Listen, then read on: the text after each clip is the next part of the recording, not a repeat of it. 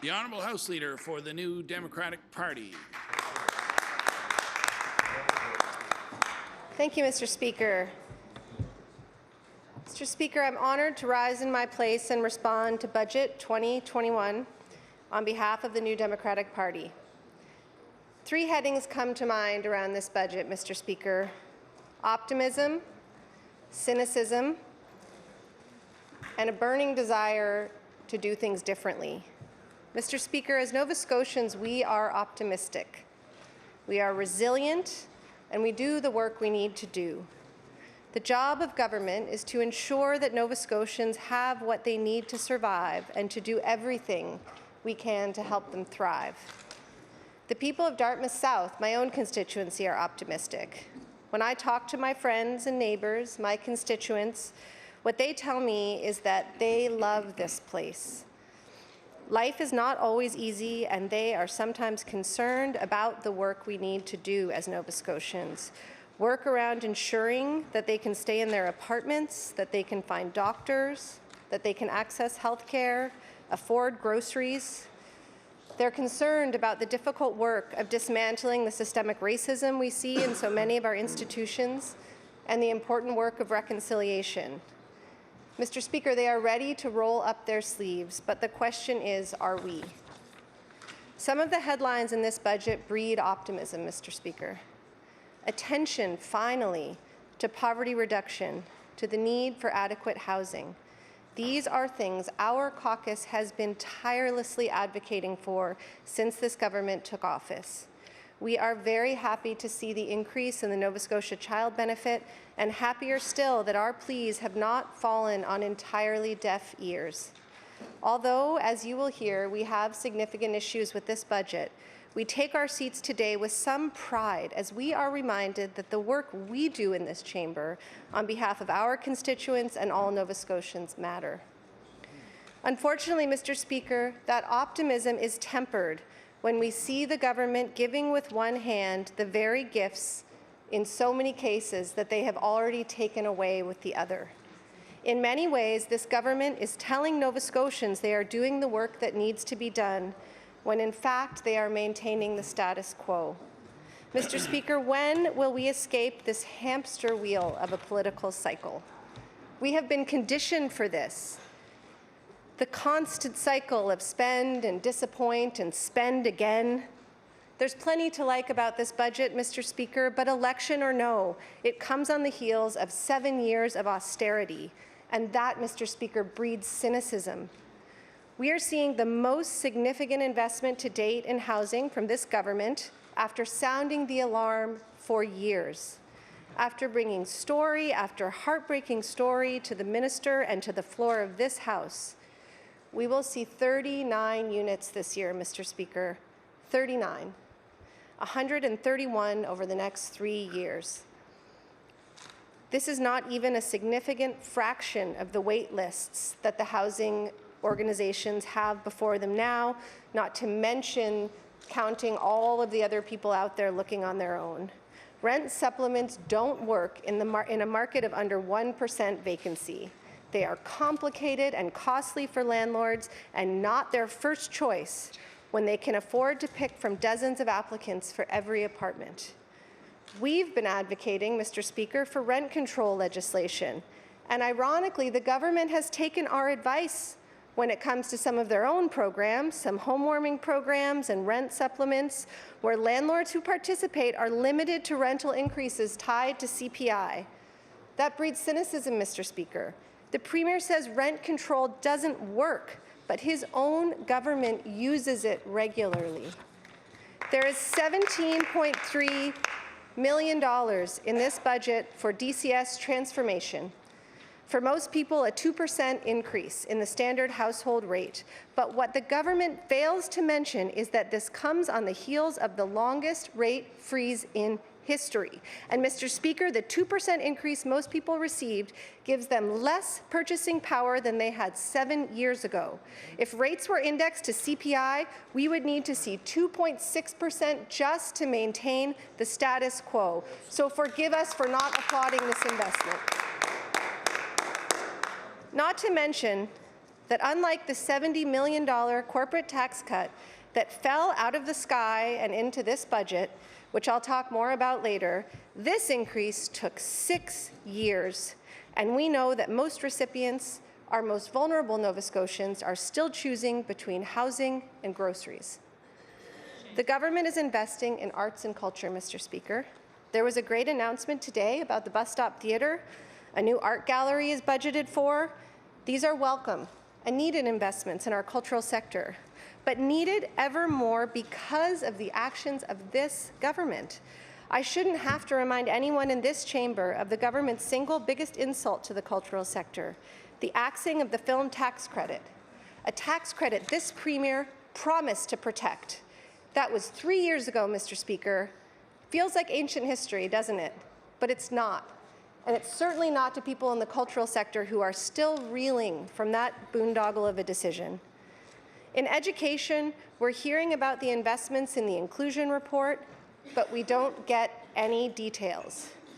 That $15 million, Mr. Speaker, comes with a roadmap, but the government's not following it, or at least they're not telling us about it. And meanwhile, they are refusing the direction of the courts to reverse their illegal decision to remove specialists from the Nova Scotia Teachers Union, specialists that help the very children at the center of this $15 million investment. We're hearing about investments in pre-primary, but in my district, pre-primary will mean kids in portables in a school that isn't even 3 years old, while nearby regulated childcare centers struggle. The ECEs they can retain have to be content with fewer benefits and less income than their counterparts in pre-primary.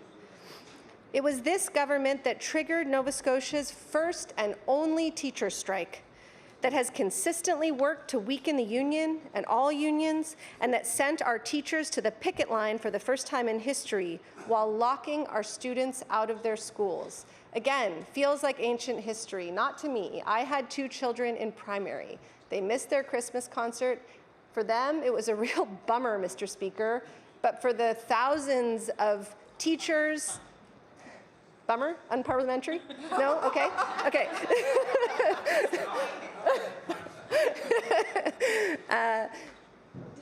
But on a serious note, Mr. Speaker, it was a massive disruption to our educational system, and one that didn't need to happen. And it's one that this government is banking on, quite literally, people forgetting when they go back to the polls.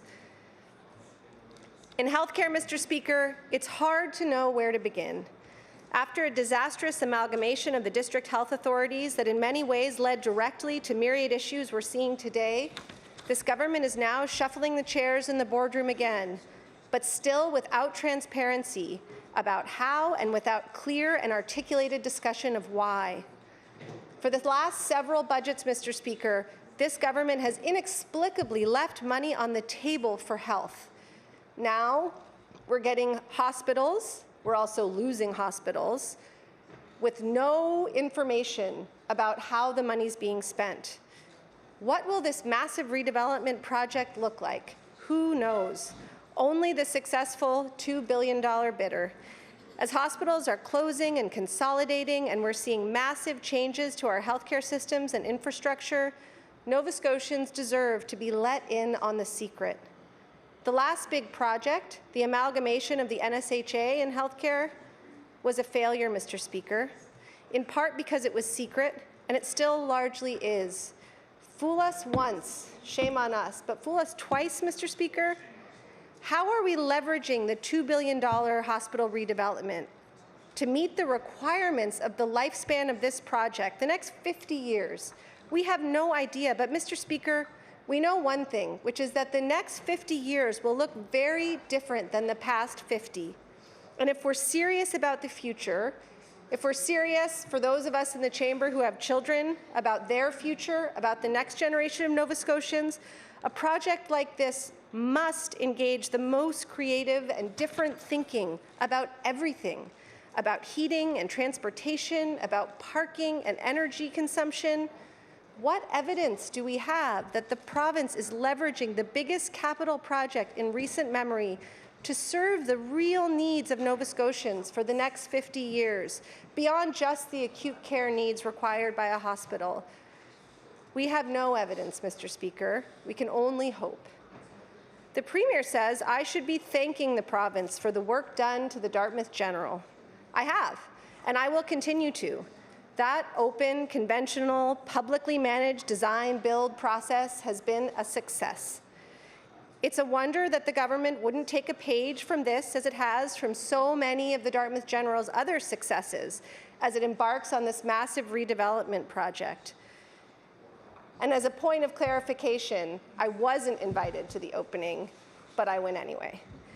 On the topic of health, we also need to work harder and better to ensure that our upstream efforts in public health, in the social determinants of health, are also addressed, especially in the face of the unknown implications of COVID-19. Our health spending on public health is below the percentage of budget stipulated by the World Health Organization, and I would submit that it's long since time that we corrected that, Mr. Speaker. The government acknowledges that we are facing a climate crisis, and yet the investment in meeting this existential threat of our time doesn't come close to meeting the Herculean challenge before us.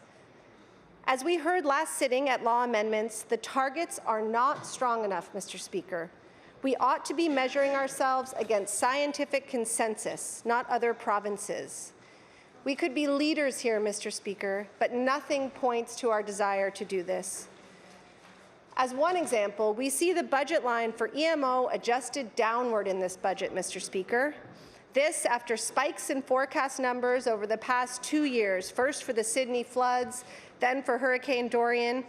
Mr. Speaker, when it comes to the environment, we can no longer rely on patterns of the past to predict the future. Are we ready for the next Dorian? Given our aging infrastructure, our climate action, and scientific predictions, it seems not. Are we truly investing in appropriate ways to green our power sources and electrify our grid while sharpening our legislative tools to ensure that we can expect the heat to stay on when the emergency hits next? The $10 million of mostly federal money that we see in the Energy and Mines budget is a good start, but it's too late for starting, Mr. Speaker. We've recently seen money for the remediation of 2 former gold mines, but we know, and the Auditor General has told us, that there are so many more out there. Why aren't we budgeting for that? Or maybe we are, Mr. Speaker. There are many budget items we don't know the contents of. Predominantly, the $140 million restructuring fund, the line for unbudgeted projects, the mystery line, Mr. Speaker, $140 million. What is it for? Only time will tell. We have, as I mentioned before, $15 million in education with no details. Off the books, we have a $2 billion P3 hospital already mired in controversy before the agreements are signed and the ground is even broken. Mr. Speaker, this budget predicts a borderline stagnant economy with virtually no growth outside of some of these large capital projects. But there is a 5% growth rate forecast. Unlike my progressive conservative colleagues, I don't take issue with federal funds to help fuel work on climate change mitigation, health, and general revenue, but I do worry about what the true state of the province's finances are. And against this uncertain backdrop, Mr. Speaker, these magnificent money managers before us have decided upon a $70 million handout in the form of a corporate tax break to some of the richest corporations in the world. And yet, this government is not able to provide a shred of evidence that this handout will create even a single job. Corporations are responsible to their shareholders. Although the economy benefits from them, not all Nova Scotians are shareholders of large corporate players, Mr. Speaker. We are, however, all shareholders of an even bigger entity, the Nova Scotia government. And we look to that government to pay dividends to the folks working hard to pay their taxes and afford the basics in the form of social programs, healthcare, and education, not to give away their contribution to the highest bidder. Earlier this year, the government signed a blank check to a developer and declared a provincial state of emergency for a preventable accident that occurred on private land concerning a crane that was insured under a private policy. Again, Mr. Speaker, what does that tell us about who this government is working for? We've worked for months to get relief for the small businesses impacted by the action of this government.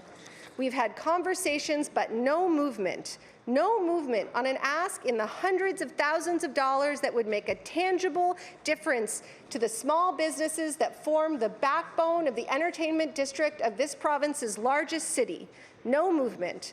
Only a triggering of the federal disaster response program, which does not help them in the slightest. Mr. Speaker, we need this province to care about ordinary Nova Scotians and small businesses. Mr. Speaker, when it comes to large corporations, we know that one thing they're looking for is regulatory certainty. We saw that with Tech's withdrawal from the Frontier project this week. Corporations often lead the way, in fact, when it comes to scenario planning and future-proofing. So often they know what's needed.